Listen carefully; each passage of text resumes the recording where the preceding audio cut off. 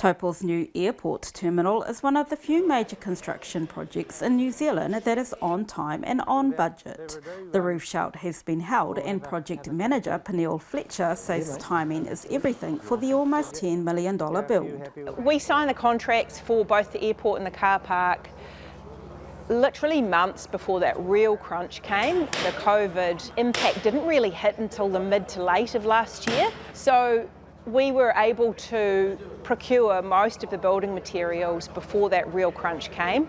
We have had a couple of outlying things like street lights have taken a significantly long time.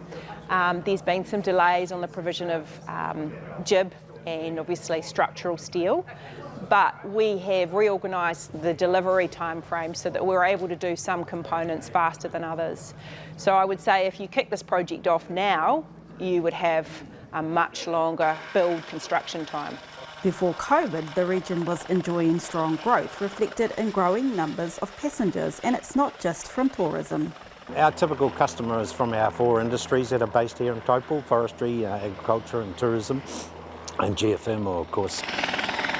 It just needs the connectivity to this district from the external areas of New Zealand and indeed international. So, the why is we just needed it. The terminal was outdated, too small, could not accommodate the ATRs, and the people were just crowded inside and outside, so it was time for a new one.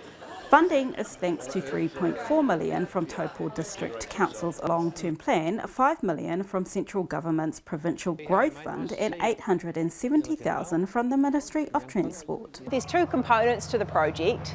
There's the new terminal building, which we're standing in, and then there's the new car park. So the design of the new terminal building is to be 3 times larger than the old terminal building because obviously there's a lot of growth in the Taupō district.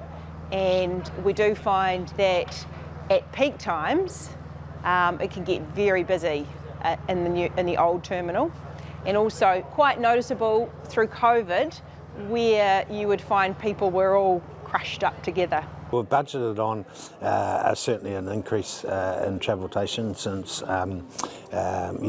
post-COVID, and Air New Zealand are in partnership with us on all the fit out and that sort of thing, and agreed to pay some increased landing charges, which is truly appreciated. Would make the whole business case stack up, but so we just hope those travellers come back like they were pre-COVID. Prior to COVID, our passenger numbers were about 70,000, but then of course COVID has impacted us immensely, so I think at the moment it's around the sort of 32,000 per annum.